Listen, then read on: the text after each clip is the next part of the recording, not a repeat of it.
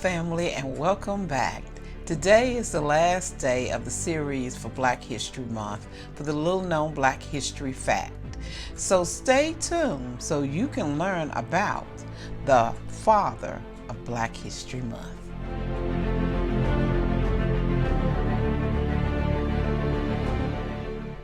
Today we're talking about the father of Black History Month, Carter G. Woodson.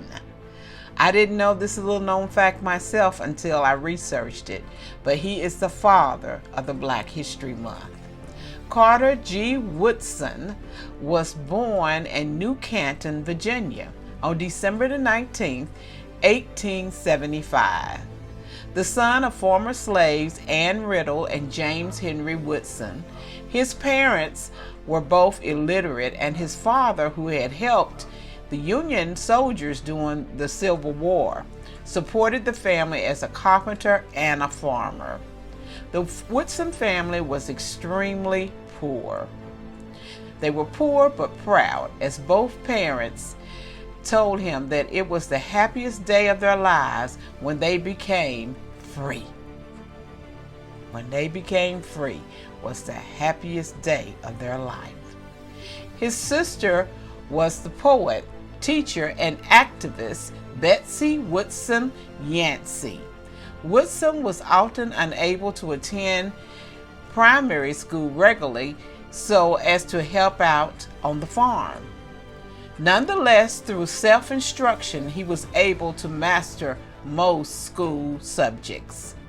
At the age of 17, Woodson followed his brother to Huntington, where he hoped to attend the brand new secondary school for Black people, Douglas High School.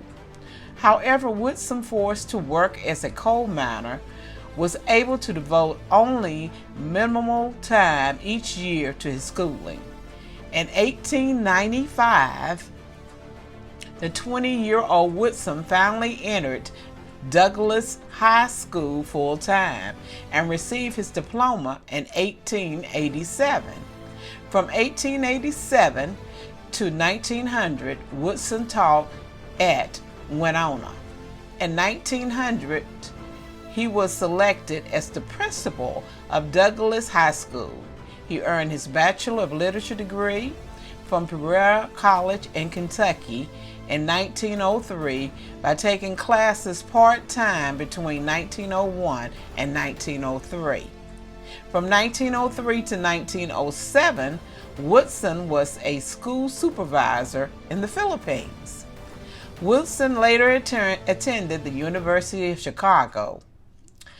He was a member of the first Black professional fraternity and a member. He completed his PhD in history at Harvard University in 1912, where he was the second African American after W.E. Du Bois to earn a doctorate. Okay, now we're going to go on down a little more and go to his career. How he came about with Black History Month. Woodson devoted the rest of his life to historical research. He worked to preserve the history of African Americans and accumulated a collection of thousands of artifacts and publications. He noted that African American contributions were overlooked, ignored, and even suppressed by writers of history textbooks and teachers who used them. Race prejudice, he concluded, is merely the logical results of tradition, the inevitable outcome of thorough instruction to the effect that Negroes have never contributed anything to the progress of mankind. That's what they thought. The summer of 1919 was the Red Summer, a time of intense racial violence that saw about 1,000 people, most of whom were Black, killed between May and September of 1919. In the face of widespread disillusionment felt by black people caused by the Red Summer, Carter worked hard to improve the understanding of black history. Late writing, I have made every sacrifice for this movement. I have spent all of my time doing the one thing and trying to do it efficiently. The 1920s were a time of rising black self-consciousness, expressed variously in movements such as the Harlem Renaissance and the Universal Negro Improvement Association, led by an extremely charismatic Jamaican immigrant, Marcus Garvey. In this atmosphere, Woodson was considered the other black American to be one of the most important community leaders who discovered their lost history. Woodson's project for the Negro history had dual purpose of giving black Americans a history to be proud of and ensure the overlooked role of black people in American history was acknowledged by white historians. Woodson wrote that he wanted a history that would ensure that the world would see the Negro as a participant rather than as a lay figure in history. Wow!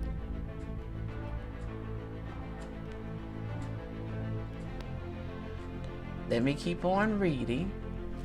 Woodson wrote, while the association becomes a corporation of white scholars in certain projects, it proceeds also on the basics that its important objectives can be attained through Negro investigators who are in a position to develop certain aspects of the life and history of the race which cannot otherwise be treated. In the final analysis, this work must be done by Negroes.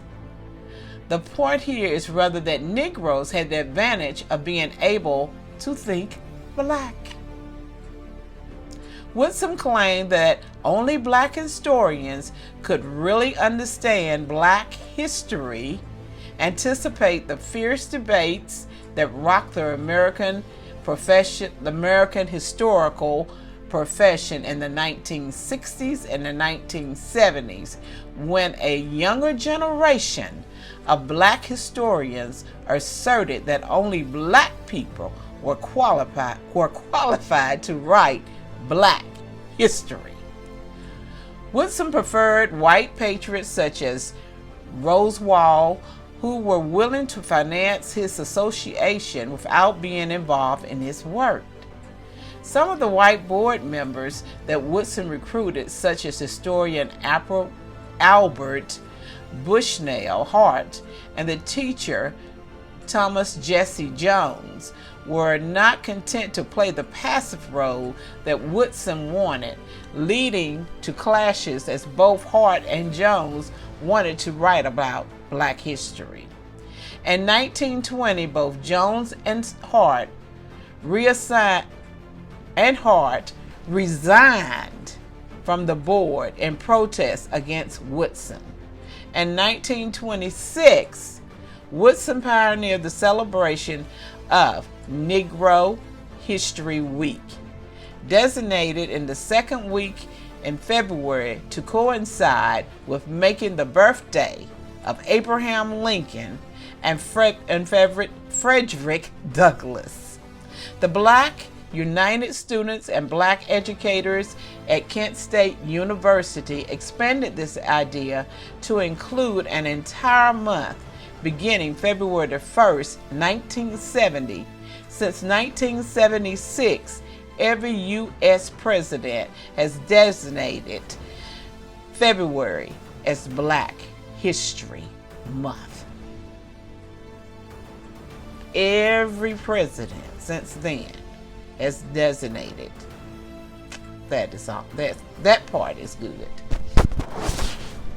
Woodson died suddenly from a heart attack in his office within his home in the Shaw, Washington neighborhood on April 3rd, 1950, at the age of 74. He is buried at Lincoln Memorial Cemetery in Suitland, Maryland. The time that schools have set aside each year to focus on African American history is Woodson's most visible legacy. His determination to further the recognition of the black race in American and world history, however, inspired countless other scholars. Woodson remained focused on his work throughout his life. Many see him as a man of vision and understanding. Although Woodson was among the ranks of the educated few, he did not feel particularly sentimental about elite educational institutions. The association and the journal that he started are still operating, and both have earned intellectual respect.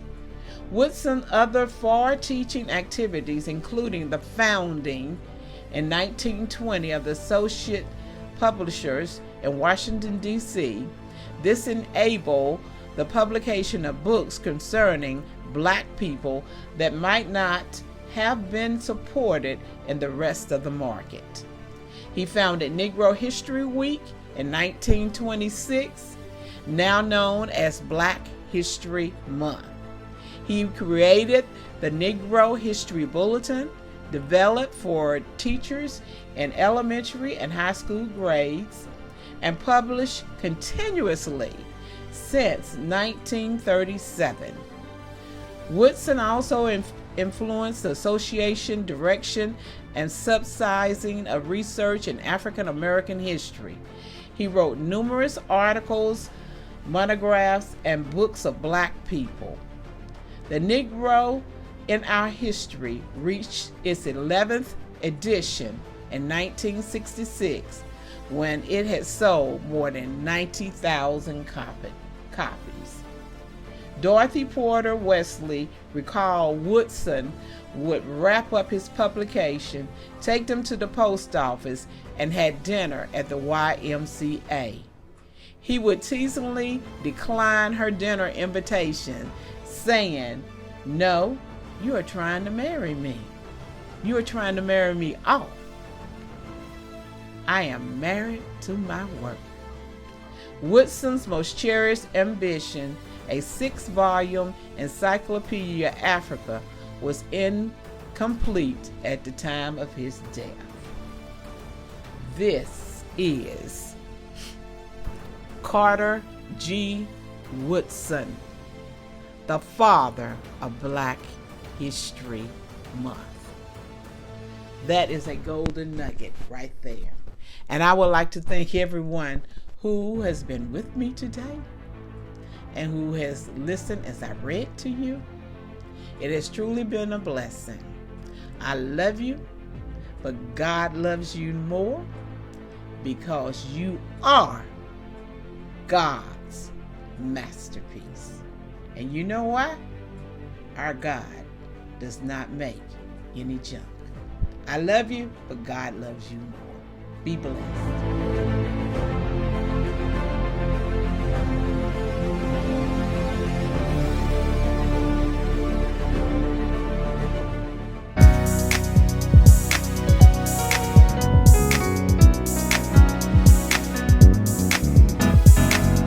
Getting ready for my miracle, getting ready for greatness, getting ready for my heart's desire. I'm growing into a flower and glamorous.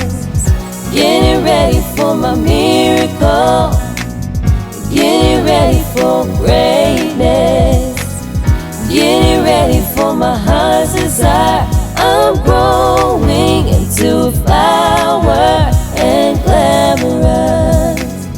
Getting ready for my miracle, getting ready for greatness, getting ready for my heart's desire. I'm growing into a flower and glamorous.